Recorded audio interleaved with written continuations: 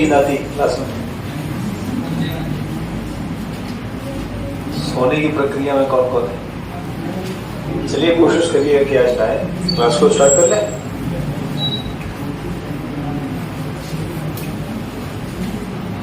चलिए, कल की क्लास में हम लोगों ने बात किया था, कल क्या परसों की क्लास में हम लोगों ने बात किया था कुछ किताबों के बारे में और उनके लेखकों के बारे में, याद है?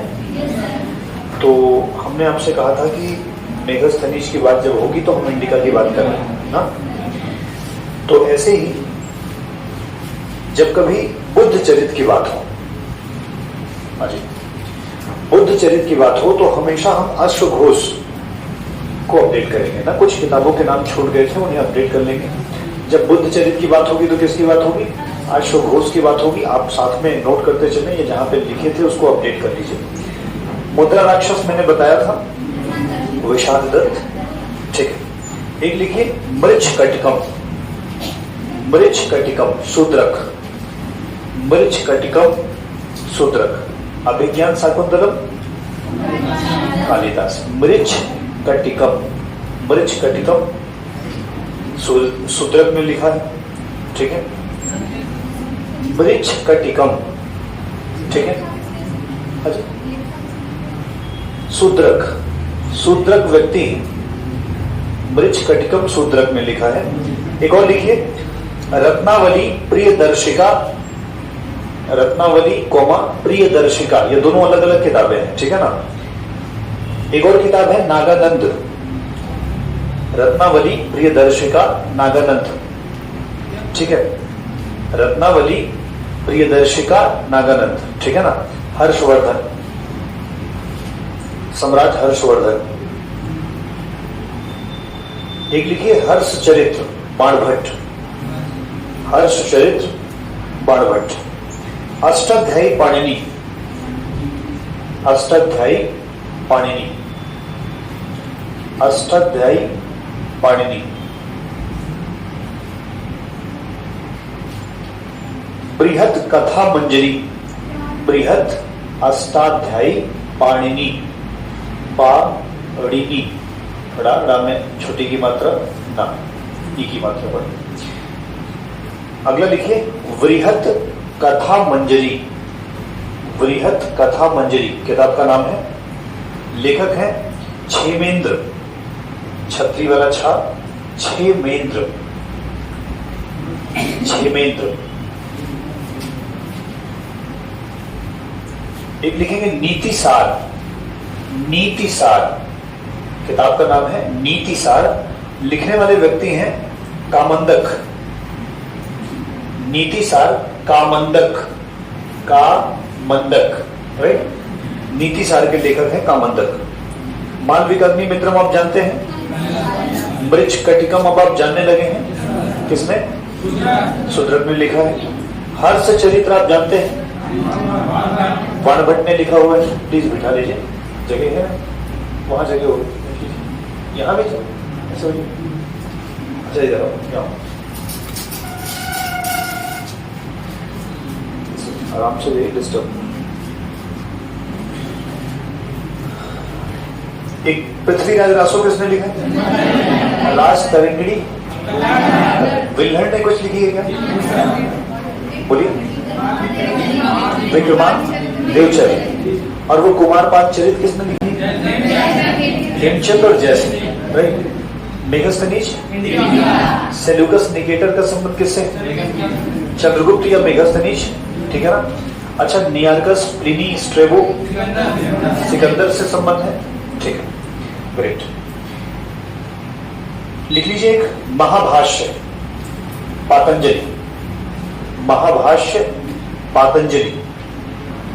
पातंजलि को योग दर्शन का ना प्रमुख भी माना जाता है, ठीक है।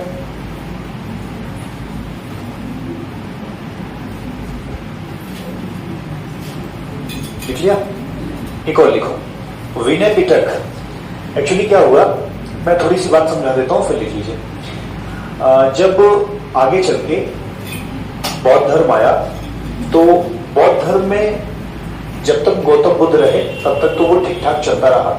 जो गौतम बुद्ध ने कहा था वही शिक्षाओं का पालन भी होता रहा। लेकिन जैसे जब कभी किसी चीज के प्रणेता नहीं रह जाते हैं तो उसके बाद चीजों में परिवर्तन आना चालू हो जाता है। ठीक है, वो चाहे जैन धर्म रहा हो चाहे बौद्ध धर्म रहा हो ना, कोई भी धर्म का जब प्रमुख व्यक्ति नहीं रहा, जैसे कि अगर हम लोग जैन धर्म में देखें तो अंतिम तीर्थंकर जो होते हैं महावीर स्वामी, उनके जाने के बाद जैन धर्म में परिवर्तन आते हैं। वो श्वेतांबर और दिगंबर दो भागों में बढ़ जाता है आगे चल करके। जब हम बौद्ध धर्म की बात करते हैं तो जब गौतम बुद्ध की डेथ होती है तो गौतम बुद्ध की डेथ के बाद गौतम बुद्ध ने बहुत सारे उपदेश दे रखे थे कि ऐसे ऐसे चलाओ, लेकिन जब गौतम बुद्ध नहीं रहे तो उनके शिष्यों ने मिलकर के कहा कि एक काम करते हैं, जितने भी बौद्ध धर्म को मानने वाले लोग हैं उनको बुलाते हैं, और जितने भी बौद्ध धर्म के मानने वाले लोग हैं वो सब आ जाएंगे, तो हम सब लोग एक बैठक में इस बात का निर्णय कर लेंगे कि हम बौद्ध धर्म को किस तरह से मानेंगे। तो उनके शिष्य जो प्रमुख रहे, वैसे तो गौतम बुद्ध के सबसे प्रमुख शिष्य में सारीपुत्र का नाम आता है। किसका आता है? सारी। लेकिन सारीपुत्र जो थे वो गौतम बुद्ध के जीवन काल में ही उनका देहांत हो गया, तो इसलिए उसके बाद आनंद जो थे वो उनके प्रमुख शिष्यों में आए। आनंद, उपाली, ठीक है ना, और मोगली पुत्र तिष्य, ये सब मतलब उनके प्रमुख शिष्यों में है। तो मैंने ये तीन नाम लिए हैं, एक लिया है उपाली, एक लिया है आनंद और एक मोगली पुत्र तिष्य। तो ये तीन व्यक्तियों ने धीरे धीरे क्या किया, बौद्ध धर्म की चीजों को संकलित कर लिया, अलग अलग जगह पर संकलित कर लिया। एक का नाम रखा विनय पिटक, एक का नाम रखा सुत्त पिटक और एक का नाम रखा अभिधम्म पिटक। ठीक है, और ये तीनों जो है कहीं ना कहीं पढ़ करके हम ये जान सकते हैं कि बौद्ध धर्म के समय में संस्कृति कैसी थी, उनका शासनकाल कैसे था। इतिहास जानने के स्रोत में बौद्ध धर्म के भी जो ग्रंथ हैं उनका महत्व है। तो आप एक तरफ बुक की तरफ लिख लीजिए विनय पिटक और सामने लेखक में लिख लीजिए उपाली। विनय पिटक, उपाली। उपाली, उपाली शिष्य है गौतम बुद्ध के, ठीक है ना। तो एक ही जगह पे चीजों को कलेक्ट कर लेंगे, बेहतर रहेगा। सुत्त पिटक, आनंद। सुत्त पिटक, आनंद।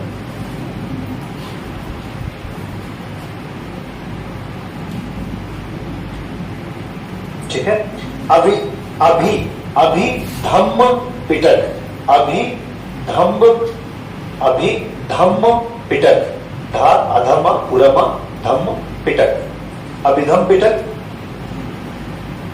मोगली पुत्र तिष्य, मोगली पुत्र तिष्य।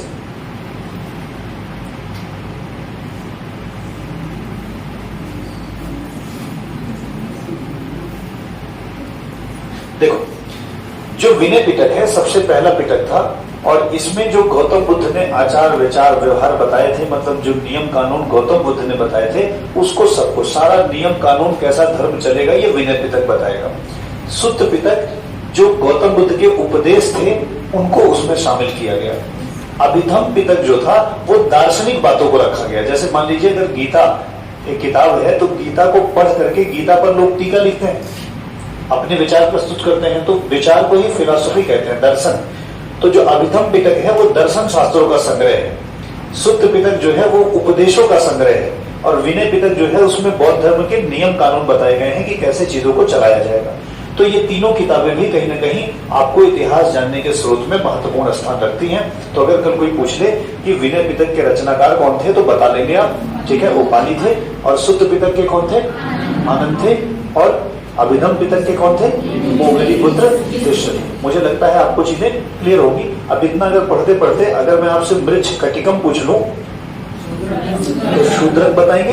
अगर मैं आपसे मेघस्थनीज पूछ लूं इंडिका बताएंगे। आपसे अगर मैं हेमचंद्र पूछ लूं कुमारपाल चरित बताएंगे। अगर मैं आपसे रत्नावली पूछ लूं तो राजा हर्षवर्धन के बारे में बताएंगे। अगर मैं हर्ष चरित्र पूछ लूं बाणभट्ट। अगर मैं अष्टाध्यायी पूछ लूं पाणिनि बताएंगे। अगर मैं बुद्ध चरित्र पूछ लूं क्या चीज? अश्वघोष, बहुत बढ़िया। अगर मैं आपसे एक और लिखिए दिव्यावदान, एक किताब लिख लीजिए, दिव्यावदान कौमा ललित विस्तार,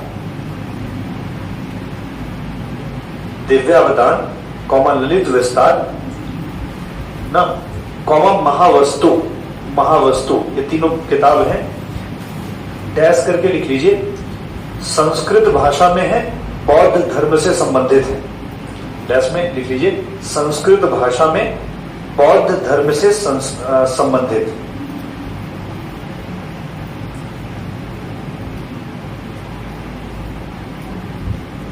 ठीक है, तो एक्चुअली जो शाक्य वंश था उसके बारे में ये बताता है। पेपर ने एक बार पूछा है कि ललित विस्तार का संबंध किससे रहा है, तो वो किस जगह से, किस धर्म से है, बौद्ध धर्म से था।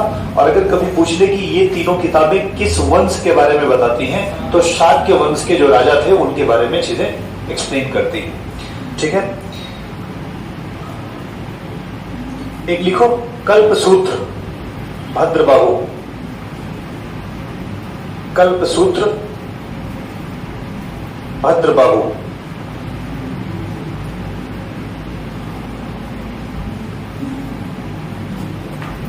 कल्पसूत्र भद्रबाहु। ठीक है, चलो इसी के आगे अपडेट करोगे लाइन चिल करके। जगह है कि नहीं आपको? है। अच्छा, ऐसे सुनाते हैं, बताते हैं, आप सुन लीजिए, नोट इसलिए न करिए क्योंकि आज जो हम अपडेट करवा रहे थे वो पहले दिन के लेक्चर का बात था। कल हमने कुछ दूसरी बातों पे चर्चा स्टार्ट कर दी थी। हमने आपसे पूरा पाषाण काल ना उस पे चर्चा स्टार्ट कर दी थी। तो कुछ बातें ऐसे सुन लो, जैसे पुराणों को भी इतिहास जानने का स्रोत माना जाता है।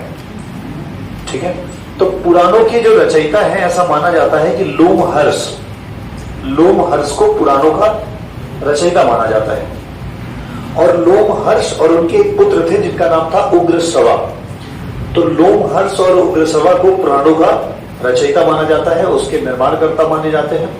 इनकी कुल संख्या 18 है। पुराणों की संख्या कितनी है? 18। वैसे नॉर्मली जैसे मत्स्य, भागवत, विष्णु, वायु, ब्राह्मण, पद्म, ब्रह्म, शिव, नारदी, मार्कंडेय, वराह, भविष्य, लिंग, स्कंद, गरुड़ और ब्रह्मवय ना, तो ये 18 पुराण जो है वो लोमहर्ष और उनके पुत्र क्या कहते हैं उग्रश्रवा द्वारा लिखे गए हैं। ठीक है ना, ये इसमें जो है एक पुराण है जिसके तहत विष्णु जी के 10 अवतार का वर्णन किया गया है ना।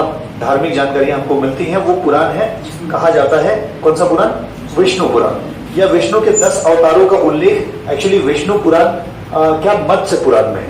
ठीक है ना, आप इस बात को ध्यान रखिएगा। 10 अवतारों का जो वर्णन है वो किस पुराण में है? मत्स्य पुराण में है। क्या नोट करेंगे?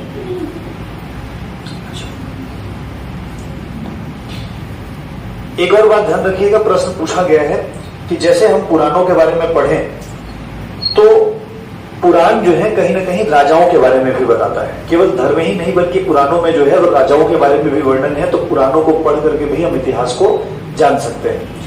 जैसे कि अगर हम लोग देखें तो पुराण के बाद ही हम लोग रामायण पढ़ते हैं, तो रामायण पढ़ने में हमको क्या राजाओं के बारे में जानकारी नहीं मिलती? क्या मिलती है? तो ऐसे साहित्यिक स्रोतों में धार्मिक किताबें भी हैं जिनका वर्णन हम लोग इतिहास जानने में करते हैं। ठीक है, तो ये इतनी इनकम्प्लीट बात रह गई थी पहले दिन के लेक्चर में जब हमें किताबें जाननी थी, और उन किताबों में ये अपडेट आपने सीख लिया। एक बार जल्दी से 5 मिनट का समय देके रिवीजन कर लेते हैं, और 5 मिनट के समय में अगर आपको चीजें याद हो गई हैं तो फिर हम लोग कल की क्लास को कंटिन्यू कर देते हैं। ये बताइए, अगर मैं बुद्ध चरित्र की बात करूं, अगर मैं पृथ्वीराज रासू की बात कर लूं, अगर मैं अष्टाध्यायी की बात कर लूं, अगर मैं मुद्रा राक्षस की बात करूं, विशाखदत्त, बहुत बढ़िया। मैं महाभाष्य की बात कर लूं, पतंजलि। ऐसे ही कभी कभी ना जैमिनी पूछ लेता है, और उसके लिए जैमिनी न्याय दर्शन के लिए है। न्याय दर्शन को जब बोलते हैं तो जैमिनी जो है उससे रिलेट है। और अब योग दर्शन पूछ ले तो पतंजलि। ठीक है ना, ऐसे ही बादरायण है सांख्य दर्शन के लिए। ठीक है ना, हालांकि कथा वो बृहद कथा मंजरी क्षेमेंद्र। अर्थशास्त्र किसने लिखी थी? चाणक्य या कौटिल्य ने। ठीक है ना, उन्हीं को विष्णुगुप्त भी कहा जाता था। मालविकाग्नि मित्रम, मृच्छकटिकम, शूद्रक, हर्षचरित, चंद्रबरदाई, कालिदास, शूद्रक, मृच्छकटिकम, पतंजलि, योग दर्शन, पाणी, असल पतंजलि महाभाष्य। योग दर्शन के भी यही वो है ना, प्रणेता है। इसीलिए देखिए पतंजलि जो केंद्र चलता है उसमें योग सिखाया जाता है, मतलब बाबा रामदेव जी पतंजलि के नाम पे ही ना चलाते हैं। तो वो महर्षि पतंजलि का जो संबंध है वो योग दर्शन से भी था, और महाभाष्य नामक उन्होंने किताबें लिखी थी। ये एक संत का नाम है, ठीक है ना। विशाखदत्त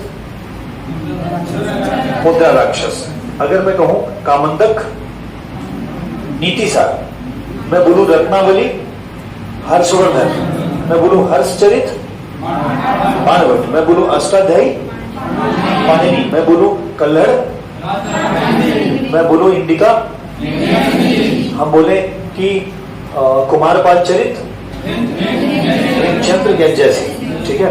अगर हम बोले प्लिनी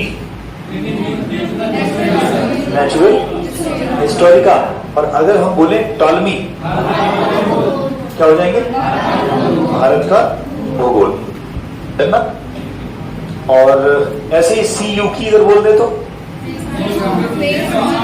हुएनसोंग, एक फाहियान में चीनी यात्री था, कई बार पूछ लेता है कि फाहियान और हुएनसोंग किसके शासन काल में आए थे। तो देखो हुएनसोंग हा बराबर हर्षवर्धन, दो व्यक्ति, दो राजा हैं, एक चंद्रगुप्त ना द्वितीय और एक है राजा हर्षवर्धन।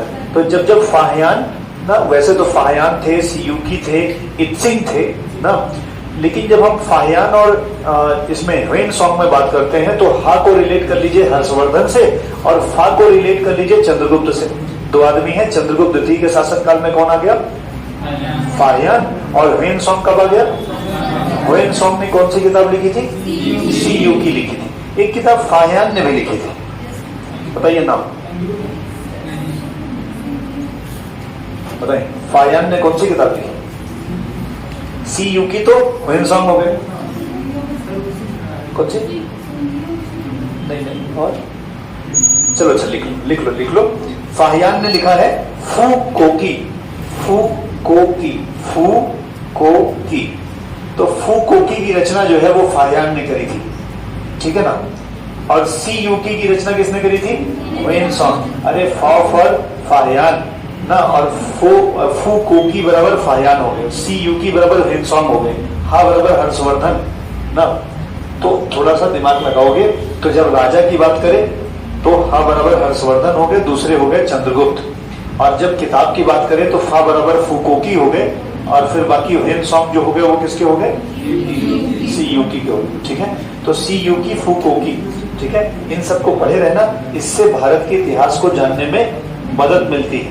ऐसे ही अलबरूनी ने कोई किताब लिखी है, बताओ, तहकीके हिंद, हाँ ठीक, तहकीके हिंद, या इसको तारीखे हिंद, किताबुल हिंद ना ऐसा बोलते हैं। अच्छा एक बात और बताओ, एक व्यक्ति थे जिनका नाम था विलियम जोन्स, उन्होंने एशियाटिक सोसाइटी की स्थापना की थी, ठीक है, एशियाटिक सोसाइटी ऑफ बंगाल, बहुत बड़ी। अभिज्ञान शाकुंतलम का इन्होंने अंग्रेजी अनुवाद भी किया है। जिन्होंने एशियाटिक सोसाइटी ऑफ बंगाल की स्थापना की है उन्होंने ही क्या किया है, अभिज्ञान शाकुंतलम जो कि कालिदास की रचना है ना, उसी को अंग्रेजी में अनुवाद किसने किया है, विलियम जोन्स ने। विलियम जोन्स ने और क्या काम किया है, एशियाटिक सोसाइटी ऑफ बंगाल की स्थापना की, ठीक है। एक व्यक्ति हैं जिनका नाम है विल्किंस, विल्किंस एक व्यक्ति है, विल्किंस ने भगवत गीता का अंग्रेजी अनुवाद किया है, विल्किंस ने भगवत गीता का अंग्रेजी अनुवाद किया, और जबकि विलियम जोन्स ने अभिज्ञान शाकुंतलम का हिंदी वो इंग्लिश अनुवाद किया। देखो इस बात की टेंशन में मत जाना कि तुम्हें सब याद हो रहा है कि नहीं, एक बार पढ़े रखोगे तो वहां विलियम जोन्स और विल्किंस जब मिलेगा तो आपका दिमाग काम करेगा कि विलियम जोन्स एशियाटिक सोसाइटी और अभिज्ञान शाकुंतलम से रिलेटेड है, जबकि विल्किंस का संबंध जो है वो किससे है, भगवत गीता से। काहे इतने दुखी है,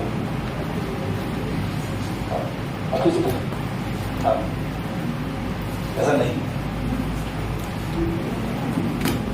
ठीक। तो किसी को नींद अगर आ रही हो तो सो सकता है, किसी को नींद आ रही, देखो फैक्ट है, history is all about fact. अच्छा मैं अगर फैक्ट स्किप कर दूं तो कभी कहीं का प्रश्न बन जाएगा, फैक्ट ना स्किप करूं तो थोड़ा सा याद करना पड़ेगा। और ये बताओ क्या इतने ज्यादा फैक्ट हो जा रहे हैं क्या कि याद नहीं हो रहे? आपको भले ऐसा लगता हो कि नहीं याद होगा, लेकिन जब आप पढ़ने लगते हो तो आपको बहुत सारी चीजें याद हो सकती है। 3 दिन में ही कम से कम 40 फैक्ट तो याद कर चुके हो ना। और हो सकता है आपको अगर पहले से पता होता कि ये याद होगा कि नहीं होगा तो बहुत मेहनत करनी पड़ती, लेकिन ऐसे ही बात करते करते याद हो गए। धीरे धीरे हम लोग 4000 फैक्ट भी याद कर लेंगे और आपको पता भी नहीं चलेगा कि आपको प्रेशर भी नहीं होगा कि हाँ हमको याद होता चला गया। ये बताओ अगर इतनी बात कर रहे हो तो ये विनय पिटका किसने लिखी? उपाली। सुत्त पिटका और वो बुद्ध चरित,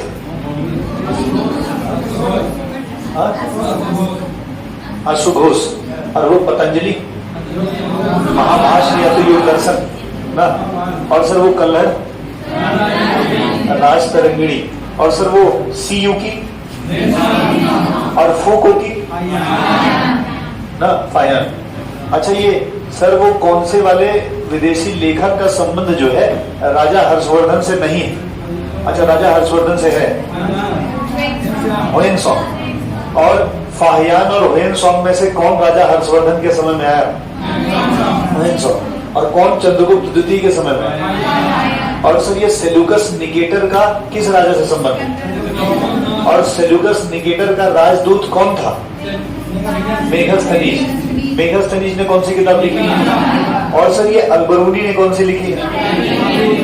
सर ये अगर मैं पूछूं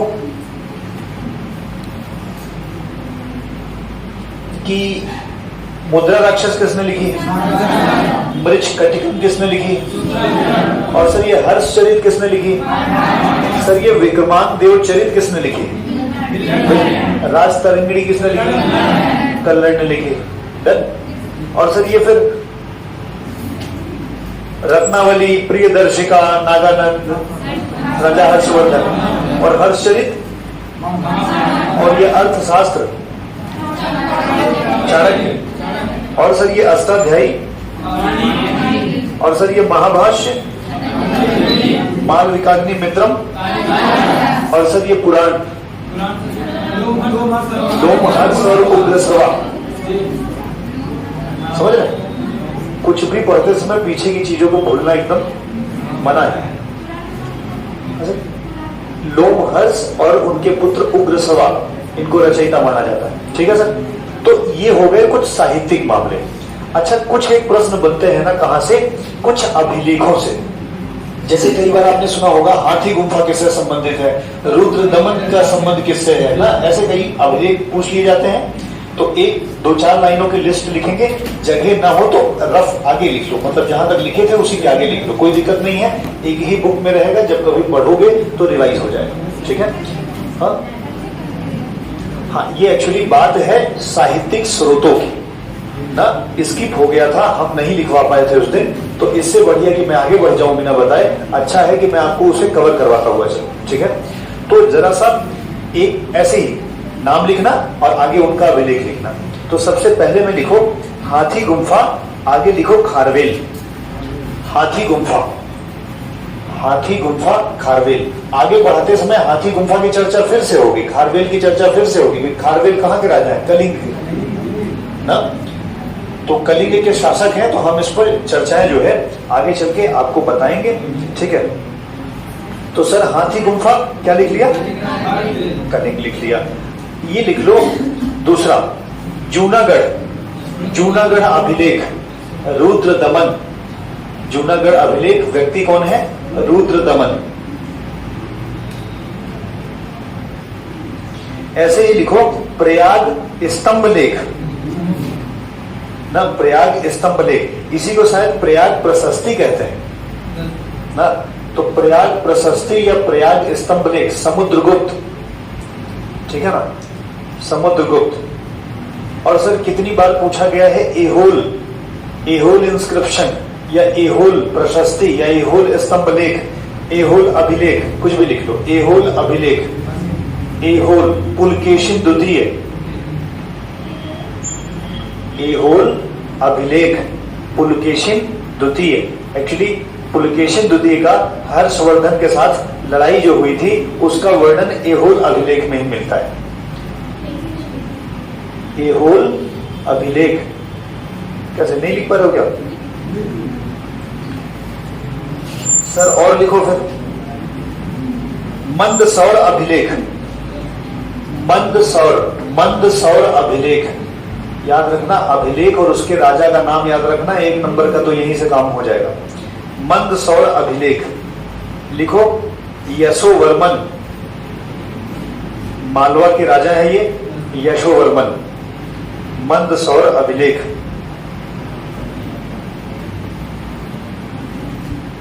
ठीक है, एक लिखो ग्वालियर अभिलेख, ग्वालियर अभिलेख।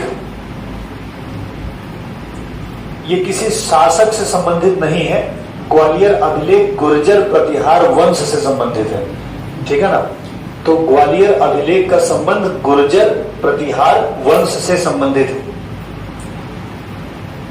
आप जब आगे चल करके हर्षवर्धन पढ़ने के बाद खत्म करेंगे तो आप पढ़ेंगे कि हर्षवर्धन की मृत्यु के बाद भारत फिर से छोटी छोटी शक्तियों में विभाजित हो गया। जो पश्चिमी क्षेत्र था भारत का, उत्तर पश्चिम, वहां पर सबसे ताकतवर, मतलब वर्तमान का राजस्थान जो है, वहां पे सबसे ताकतवर गुर्जर प्रतिहार वंश रहा।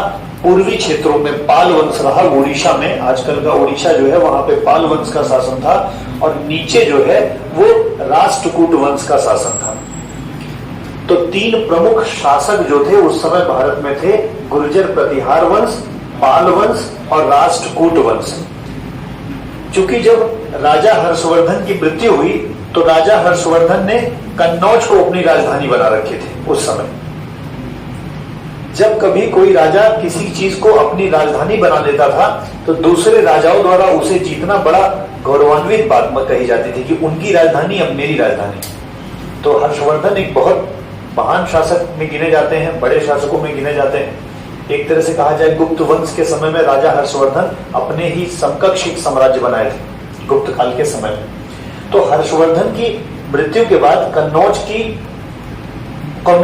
का महत्व बढ़ गया था। तो ये तीनों शासक, गुर्जर प्रतिहार, पाल वंश और राष्ट्रकूट वंश के बारे में के बीच हुआ लड़ाई, 200 साल चली, लगभग बहुत दिनों तक चली। और ये लड़ाई चली थी किसके लिए? कन्नौज के लिए। तो आपसे कई बार प्रश्न पूछा जा चुका है, अगर आपको याद हो तो पिछली बार जो एडिट जूनियर वाला पेपर हुआ था उसमें यह प्रश्न आया था कि त्रिपक्षीय युद्ध किन 3 सेनाओं के बीच में हुआ था। तो गुर्जर प्रतिहार, पाल और राष्ट्रकूट वंश के बीच में कन्नौज के लिए त्रिपक्षीय युद्ध हुआ था। राइट, तो उन्हीं गुर्जर प्रतिहार वंश के बारे में ग्वालियर अभिलेख बताता है। आगे लिखिए, जूनागढ़ अभिलेख। जूनागढ़ अभिलेख को ही बोले बच्चे भितरी अभिलेख भी कहते हैं। तो भितरी या जूनागढ़ अभिलेख, आप इसको लिख लीजिए स्कंदगुप्त। भितरी या जूनागढ़ अभिलेख स्कंदगुप्त द्वारा लिखा गया है। एक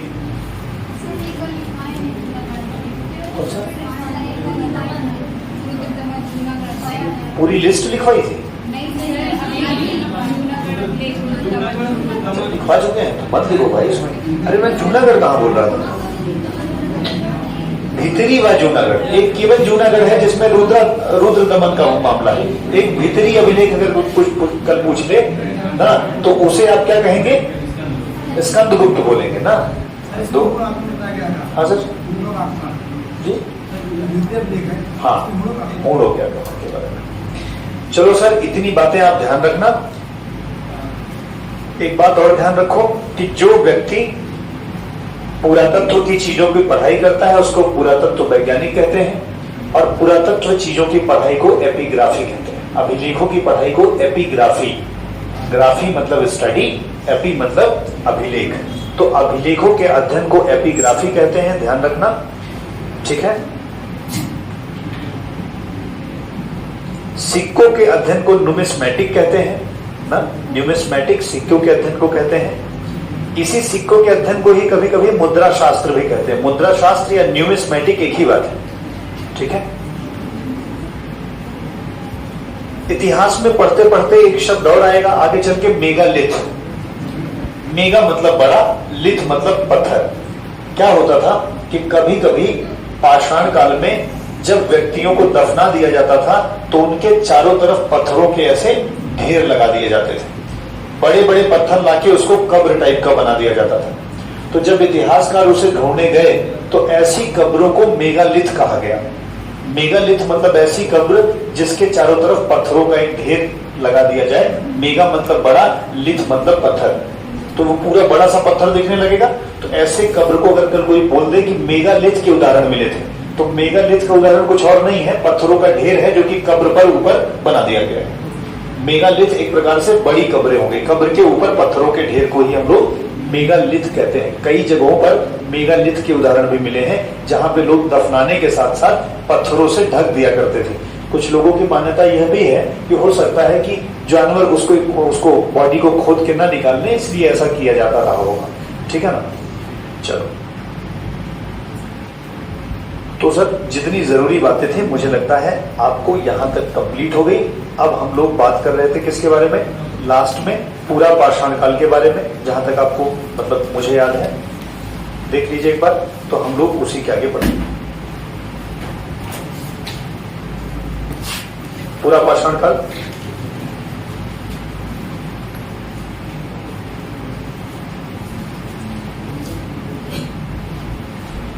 क्या लिखा था लास्ट, बोलिए। सोन वैली ना, अच्छा, बेलन घाटी यूपी में आ जाएगी। ठीक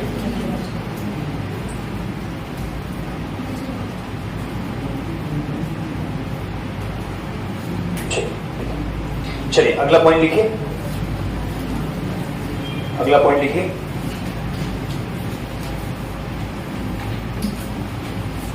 ये बताया था क्या कि जो पूरा पाषाण काल है उसको दो संस्कृतियों में बांटा गया। दो संस्कृतियों में से एक संस्कृति जिसे चापर संस्कृति या पेबुल संस्कृति कहते हैं ना। तो चापर या पेबुल का मतलब है, चापर मतलब धारदार कोई एक हथियार। तो जैसे खुदाई में वहां पर मतलब पूरा पाषाण काल सबसे पुराने समय में धारदार हथियार मिले हैं, जो एक तरफ नुकीला है दूसरी तरफ ना थोथर है, और उसी से काटा जाता था। तो इसकी बहुलता होने के कारण पूरा पाषाण काल के पहले काल को हम लोग दो भागों में बांटते हैं। नंबर एक कहते हैं कि चापर या चापर पेबुल संस्कृति, और दूसरे को बोलते हैं हैंड एक्स संस्कृति, क्योंकि थोड़े दिन बाद मद्रास के एरिया में कुल्हाड़ी मिली है, हाथ से काटने वाली कुल्हाड़ी। तो जैसे हाथ से काटने वाली कुल्हाड़ी क्या हो गई, अभी उसमें आप क्या बेंट लगा लेते हैं, लेकिन पहले ऐसी कुल्हाड़ी जिसमें बेंट ना रहता हो, इसको हम हैंड एक्स कहते हैं। तो पूरा पाषाण काल को दो और नामों से हम लोग पढ़ते हैं, एक पेबुल संस्कृति या हैंड एक्स संस्कृति। एक्स मतलब कुल्हाड़ी। तो जब हम लोग क्या करते हैं कि हैंड एक्स का मतलब है कि हाथ से काटने वाली। तो अगर कभी पेबुल संस्कृति पूछ ले और उसका संबंध किससे है, तो पूरा पाषाण काल से। कल बात करते ही मैंने बताया था कि मध्य पाषाण काल में औजारों का जो साइज था छोटा हो गया था। तो मध्य पाषाण काल में सबसे ज्यादा क्या मिला था, फलक संस्कृति, मतलब फलक मिले थे, फ्लेक्स मिले थे, नुकीले। तो हम उसको फलक संस्कृति के नाम से भी जानते हैं। डन। तो कल अगर आपसे कोई फलक संस्कृति पूछ ले, या वो आपसे ये पूछ ले कि पेबुल या चापर संस्कृति का संबंध किससे है, तो पेबुल, चापर, फलक सबका संबंध पाषाण काल से है। और पाषाण काल को भी अगर हम लोग बांटे तो एक तो हम लोग पूरा पाषाण काल, मध्य पाषाण काल और उच्च पाषाण काल। डन। लिखिए, पॉइंट लिखिए। निम्न पूरा पाषाण काल को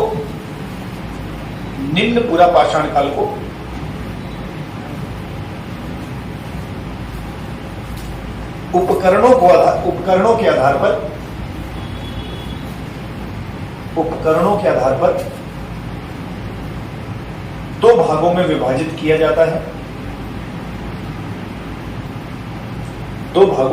किया जाता है। नंबर एक, पेबुल संस्कृति, पेबुल या चापर संस्कृति।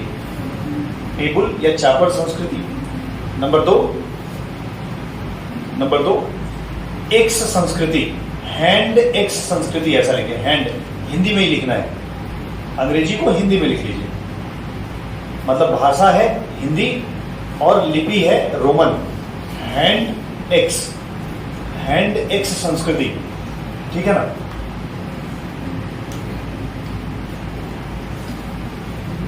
नोट में लिखिए, सर्वप्रथम रॉबर्ट ब्रूस ने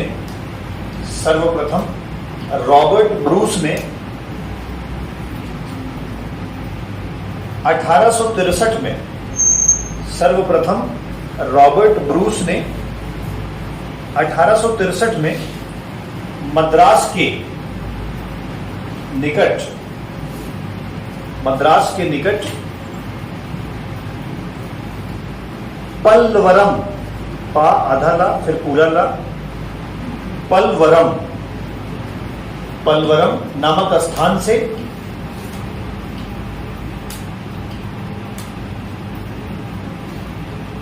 हैंड एक्स, ब्रैकेट में चाहे तो हाथ से चलाने वाली कुल्हाड़ी ऐसा लिख सकते हैं, या हैंड एक्स का साक्ष्य प्राप्त किया था।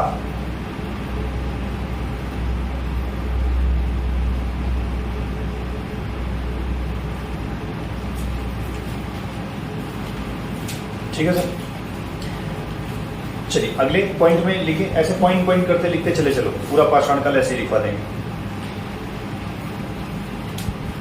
लिखिए मध्य पूरा पाषाण काल में,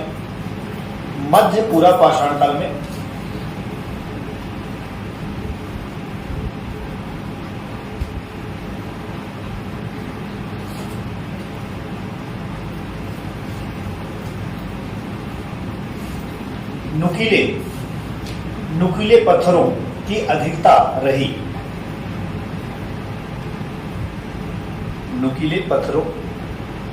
अधिकता रही। इसीलिए इस काल को फलक संस्कृति की भी संज्ञा दी जाती है। फलक संस्कृति की संज्ञा दी जाती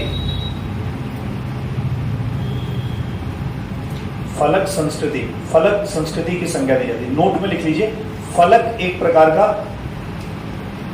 औजार होता है जिसे पत्थर को तोड़कर बनाया जाता है।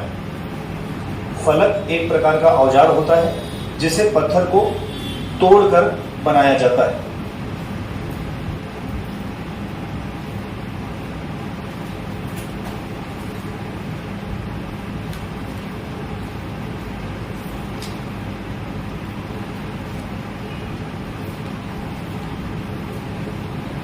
डन, लाइन चेंज करके लिखिए।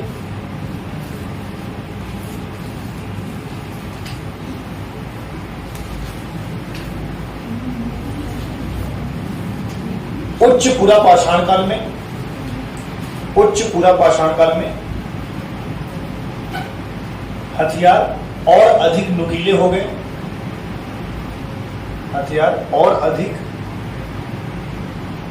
हो गए। इस समय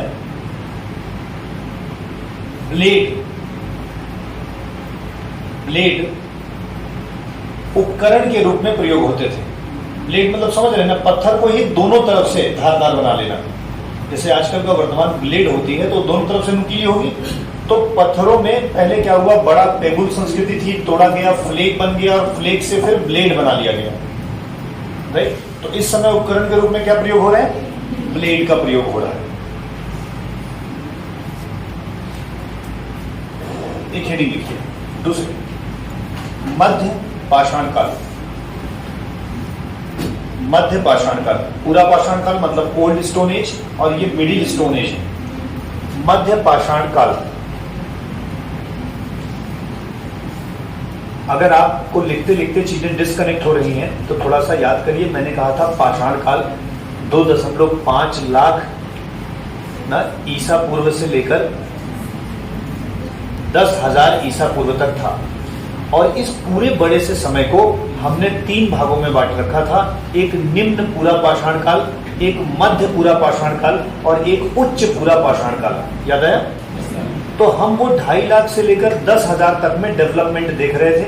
हमने कहा डेवलपमेंट कुछ इस कदर हुआ कि पहले जो थे वो हथियार बड़े या पेबुल आकार के हुआ करते थे, बहुत धारदार नहीं हुआ करते थे। उसके बाद जब मध्य पूरा पाषाण काल आया तो इसका मतलब है हम पहले की अपेक्षा अधिक नुकीले हथियार को प्रयोग करने लगे, जिन्हें हम फ्लेक कहते हैं। फिर जब उसके बाद का समय आया, मतलब कि 40,000 से लेकर 10,000 ईसा पूर्व तक का, तब हम क्या करने लगे, हम और अधिक नुकीले हथियारों का प्रयोग करने लगे।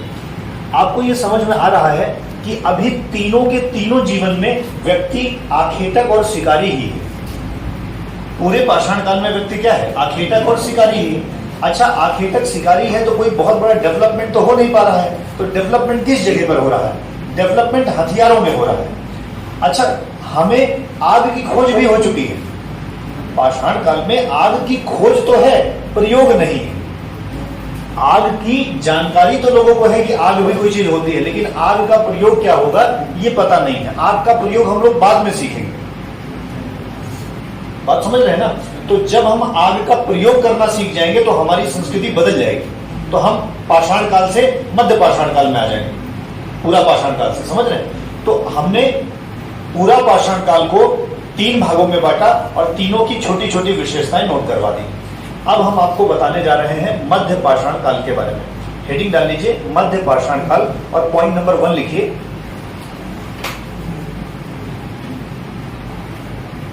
यह एक संक्रमण काल है, यह एक संक्रमण काल है।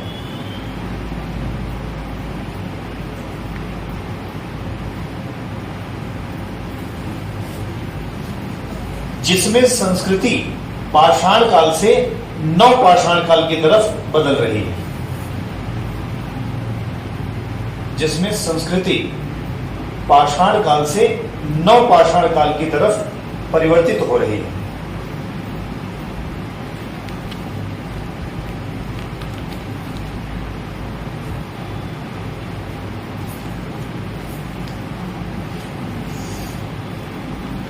नव पाषाण काल की तरफ परिवर्तित हो रही है।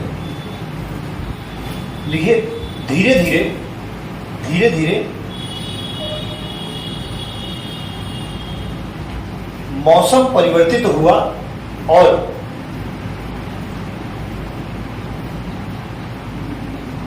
इस परिवर्तन से मनुष्यों और जीवों के जीवन शैली में ऐसा धीरे धीरे मौसम परिवर्तित हुआ, जिससे मनुष्यों और जीवों का जीवन प्रभावित हुआ।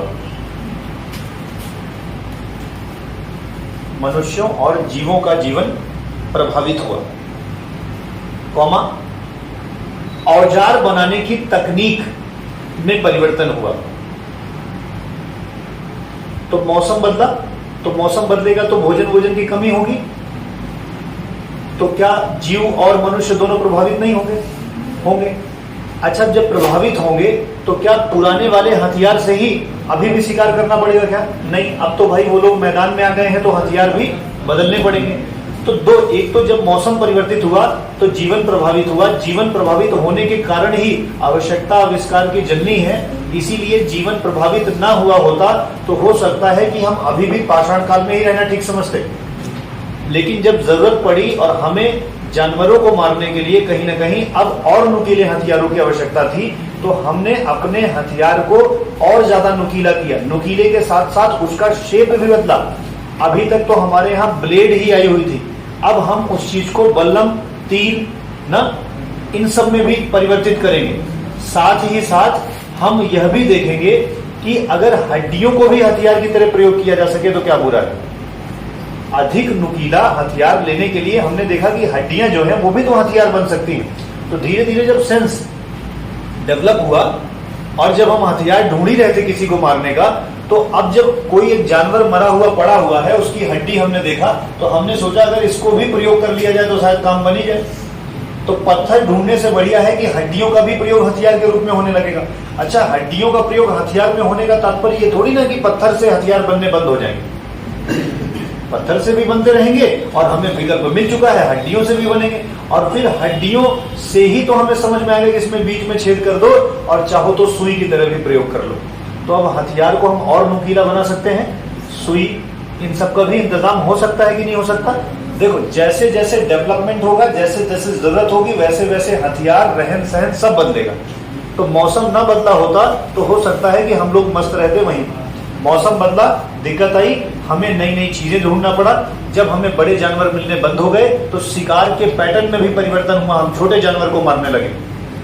तो जो चीज पाषाण काल में बड़े जानवरों की केवल हत्या होती थी, उनको मार के शिकार किया जाता था, अब हम लोग छोटे जानवरों को भी मार करके शिकार करना प्रारंभ कर रहे हैं। समझ रहे हैं ना?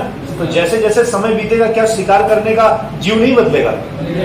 क्या हमारे पत्थर हथियार परिवर्तित नहीं हो जाएंगे? क्या हमारा रहन सहन प्रभावित नहीं हो जाएगा? हो जाएगा। पहले हमें कपड़ों की जरूरत नहीं थी, अब तो है। तो अब है तो क्या हम कपड़े नहीं ढूंढेंगे? अच्छा, तुरंत कॉटन तो मिलेगा नहीं, तो फिर हम लोग क्या करेंगे? पत्तियां और पेड़ों की छालों को कपड़े की तरह प्रयोग करेंगे। बात समझ रहे हैं? तो संस्कृति ऐसे ही धीरे धीरे डेवलप होती आगे बढ़ी है। लिखो उसे, क्या लिखा? औजार बनाने की तकनीक में परिवर्तन हुआ। कॉमा करके लिखो, शिकार करने की तकनीक में परिवर्तन हुआ। शिकार करने की तकनीक में परिवर्तन हुआ।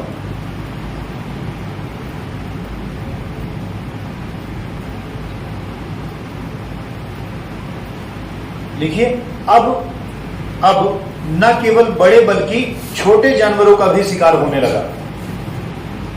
अब न केवल बड़े बल्कि छोटे जानवरों का भी शिकार होने लगा।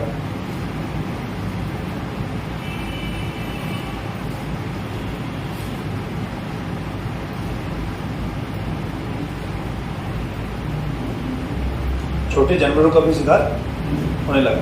देखिए, इन सभी बातों की जानकारी पत्थरों पर हुई चित्रकारियों से प्राप्त हुई। इन सभी बातों की जानकारी पत्थरों पर हुई चित्रकारियों से प्राप्त हुई। अब देखो, अब जब आदमी घर बना के रहने लगेगा तो हमेशा काम तो रहेगा नहीं। काम नहीं रहेगा तो सोचेगा कुछ ना कुछ बनाओ, तो पत्थर पे चित्रकारी बनाएगा, कलाकारी करेगा ना, वो घड़ा वड़ा बनाएगा धीरे धीरे। तो जब उसके पास काम की कमी होगी ना, तो धीरे धीरे वो और काम करेगा कि नहीं करेगा? तो अभी देखो, अभी चित्रकारियों की बात है, लेकिन हम ये नहीं कह सकते चित्रकारी उस समय चल रही है। हो सकता है उसके बाद वाले काल में लोग चित्रकारी करके पुरानी समय को दिखाना चाह रहे हैं। लेकिन हमेशा ध्यान रखना, जब कोई संस्कृति चल रही होती, जैसे हम अगर वर्तमान पिक्चरों को देख लें, मूवीज को देख लें, तो हम थोड़ा बहुत ये अंदाजा लगा सकते हैं कि वर्तमान समाज किस बात को एक्सेप्ट करता है। माने अगर हम पुरानी मूवीज को, बहुत दिन की बात क्या है, आज आराम से जाकर के सोचना, एक पिताजी लोग के जमाने की मूवी देखना, एक अपने जमाने की मूवी देखना और एक बाबा के जमाने की मूवी देखना, तीनों मूवीज को देखोगे ना तो बहुत कुछ परिवर्तित होगा। वो चाहे ड्रेस सेंस में परिवर्तन हुआ हो, वो चाहे पहले देखो, पहले हीरो कैसा होता था? पहले हीरो एक गरीब घर में जन्म लेता था और फिर बहुत मेहनत करके अमीर बनता था। ये कहानियां होती थी, तो लोग फिर मेहनत करने पर विश्वास करते थे। आज का हीरो पता ही नहीं चल पाता पैसा कहां से आ रहा है, लेकिन अगर उसको ऑस्ट्रेलिया जाना है तो तुरंत फ्लाइट दिखती है और वो ऑस्ट्रेलिया पहुंच जाता है।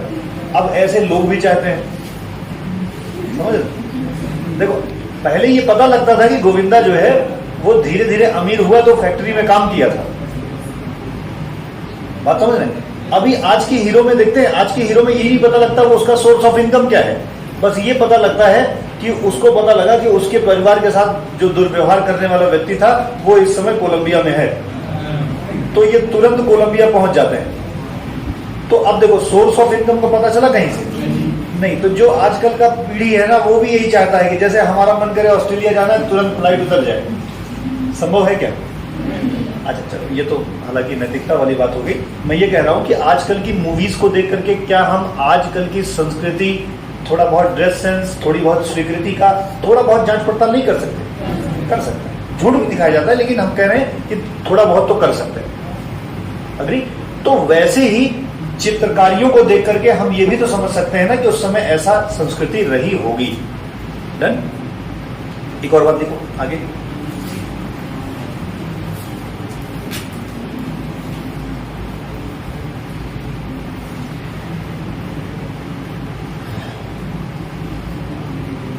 देखिए, इलाहाबाद का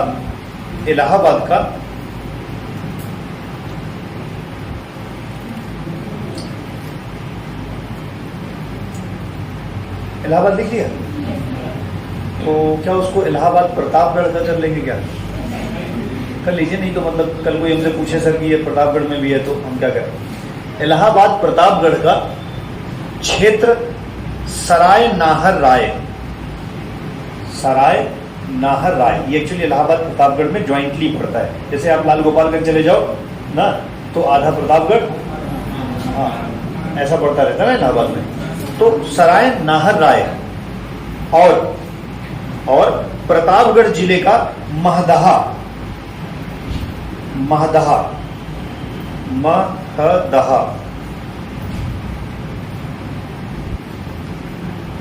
प्रमुख मध्य पाषाण काल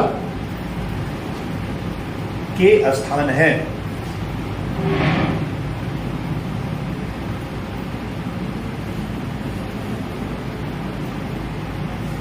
ठीक है, लाइन चेंज करके लिखिए। भीलवाड़ा जिले में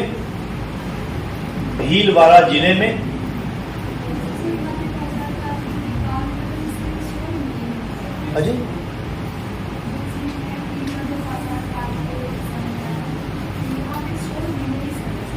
हाँ, यहाँ पे क्या हुआ कि जैसे सराय नाहर राय में जाएंगे तो एक व्यक्ति है, उनका नाम है GR शर्मा। तो GR शर्मा ने सराय नाहर राय की खुदाई करवाई और इस एक्सकावेशन में उन्होंने देखा तो बहुत सारी से भट्टियां मिली हैं, झोपड़ी मिली है, फर्श मिली है, कब्रें मिली हैं, समझ रहे हैं।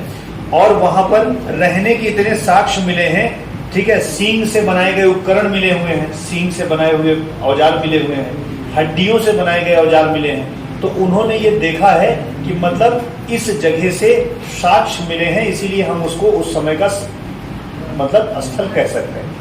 कल वैसे जैसे सोन वैली पूछ ले तो पूरा पाषाण काल से संबंधित है, जैसे कल महदहा पूछ ले, जैसे कल सराय नाहर राय पूछ ले, किस जगह पर है ये भी पूछ सकता है और किससे संबंधित है तो थोड़ा बहुत गेस कर सकते हो।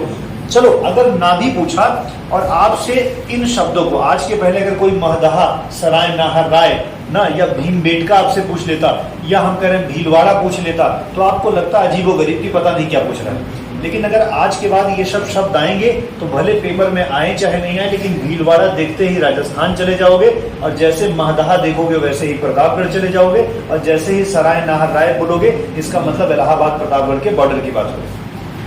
दिमाग कुछ काम करेगा ना। कल कहीं अगर किसी साक्ष्य में जाओगे और देखोगे प्रतापगढ़ के महदहा में प्राप्त किया गया, कल न्यूज़पेपर में निकला कि प्रतापगढ़ के महदहा में ये चीज प्राप्त की गई, तो अब आपको महदहा तो नहीं पढ़ना है ना, तो आपको पता चल गया कि ये पुरातात्विक स्थल है, समझ रहे हैं। तो इसीलिए चीजों को पढ़ना जरूरी है, इसीलिए हम आपको नोट करवा रहे हैं। लिखिए, भीलवाड़ा जिले में कोठारी नदी के तट पर, भीलवाड़ा जिले के कोठारी नदी के तट पर बागौर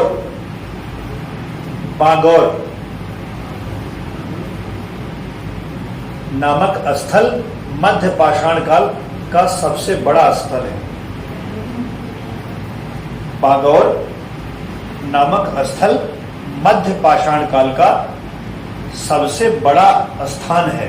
जैसे कल पूछता है कि वो हड़प्पा सभ्यता का सबसे बड़ी साइट कौन सी है, पूछता है ना, तो वैसे ही अगर कल आपसे पूछ ले कि मध्य पाषाण काल का सबसे बड़ा स्थल कौन सा है ना, तो बागौर। ये कहाँ है? राजस्थान में।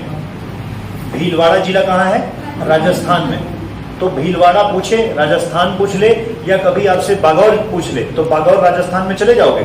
महदहा पूछे तो प्रतापगढ़ में चले जाओगे। सराय नाहर राय पूछ ले तो जाओगे कि नहीं जाओगे? ठीक है।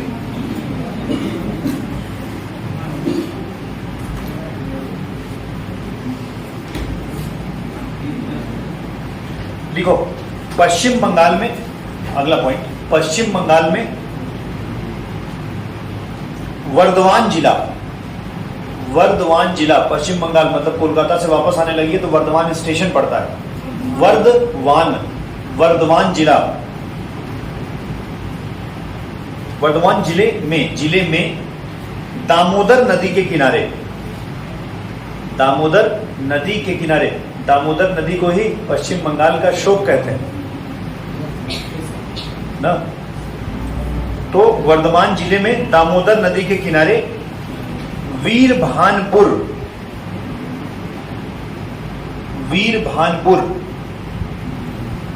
नामक स्थान मध्य पाषाण काल से संबंधित है।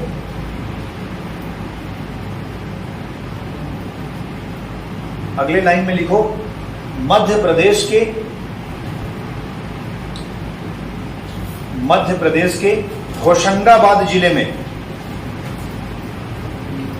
मध्य प्रदेश के होशंगाबाद जिले में आदमगढ़ मध्य प्रदेश के होशंगाबाद जिले में, वैसे कल भीमबेटका भी मैंने कहा था, भीमबेटका में चित्रकारी हुई है ना, तो चित्रकारियों से हमें भीमबेटका गुफाएं हैं, कहाँ है? मध्य प्रदेश में, ठीक है ना। चलो, तो क्या लिखा? आदमगढ़ नामक स्थान मध्य पाषाण काल से संबंधित है। ऐसे करेंगे तो सो जाएंगे जल्दी, ऐसे नहीं करना है। अपने आप का पूरा एकदम हिम्मत बांध के रखना है कि हम चाहे, अच्छा देखो, एक मेरा बात सुनो, 5 दिन तक आप मत सो, 5वें दिन के बाद जब मन करेगा तब सो जाना। आज से 5 दिन तक आप मत सो, 5वें दिन के बाद जब मन करेगा तब सो जाना क्लास में, क्योंकि ये 5 दिन जो है वो सच में ऐसा टॉपिक है जिसमें बोरिंग फील होगा। हर वो चीज जो ज्यादा याद करनी होगी, हर वो चीज जो आपको कनेक्शन टूट जाएगा कहीं से, वो आपको बोरिंग लगने लगेगा। अभी अगर ये स्टोरी कनेक्ट होती चलती रहती ना, तो आपको लगता कि सही चल रहा है, अभी समझ में आ रहा है। लेकिन ये सब चीज ही ऐसी है कि कहीं से कनेक्शन नहीं जुड़ सकता, कोई स्टोरी थोड़े ऐसे चलती चली आएगी। अब आपको अगर मुझे 10 फैक्ट याद करवाने हैं तो भैया एक ही विकल्प है कि याद कर लो। तो 5 दिन तक आप लोग मत सो, 5 दिन के बाद फिर इतना इंटरेस्टिंग इतिहास हो जाएगा हड़प्पा सभ्यता से कि आपको फिर नींद लगवे नहीं करेगी। मैं 2 घंटे पढ़ाऊं, 3 घंटे पढ़ाऊं, उसके बाद तो क्लास फिर इंटरेस्टिंग हो जाएगी। उसके बाद कनेक्टिविटी बनने लगेगी ना, हर चीज एकदम याद होती चली जाएगी। ये जो पढ़ रहे हो ना, ये दुनिया का सबसे बोरिंग ना, अगर इंटरेस्टिंग है तो अच्छी बात, मुझे खुशी है। लिखो लिखो, अगले लिखो जल्दी जल्दी। मध्य पाषाण काल लिख लिया। आदमगढ़ नामक स्थान मध्य पाषाण काल से संबंधित है।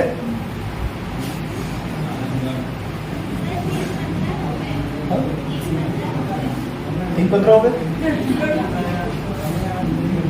मतलब क्लास का समय खत्म हो गया।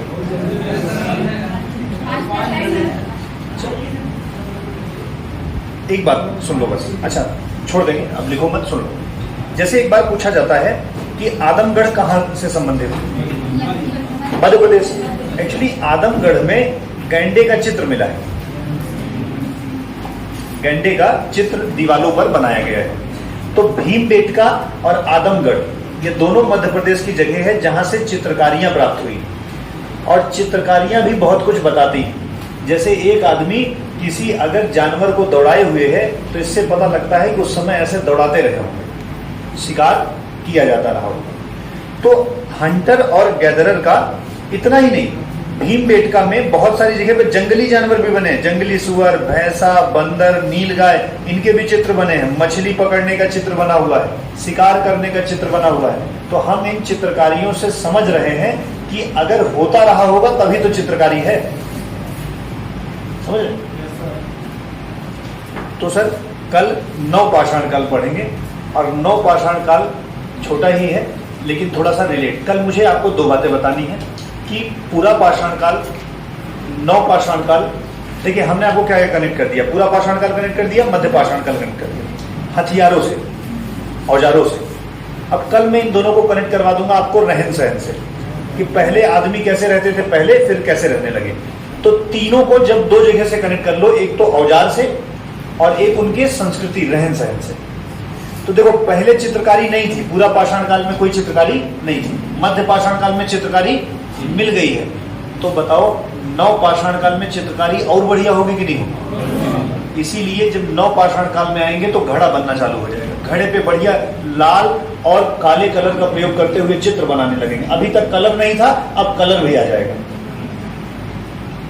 तो इसीलिए हम लोग जो है घर भी बनाने लगेंगे ठीक ठाक। अभी तक तो घर वर बनाने की ज्यादा व्यवस्था नहीं है, फिर पिट्स बनाने लगेंगे अच्छे से घर। 9 पाषाण काल में रहने की पूरी व्यवस्था हो जाएगी। अब जब रहने की पूरी व्यवस्था हो जाएगी तब सुई हुई की जरूरत पड़ेगी ना, तो फिर हम नुकीले हथियारों का प्रयोग भी 9 पाषाण काल एक तरीके से पाषाण काल का सबसे डेवलप्ड समय है। और मध्य पाषाण काल में ही हम अग्नि का प्रयोग करना चालू कर देंगे। 9 पाषाण काल में हम और डेवलप हो जाएंगे। लेकिन अभी हमारी पूरी सभ्यता क्या है? ग्रामीण है।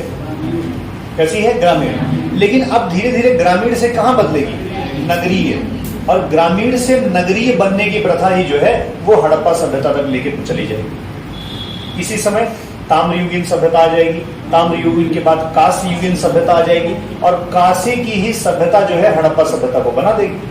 कांस्ययुगीन सभ्यता के बाद लोहे की खोज बाद में हो। ठीक है, तो सर आगे की कहानी कर लें।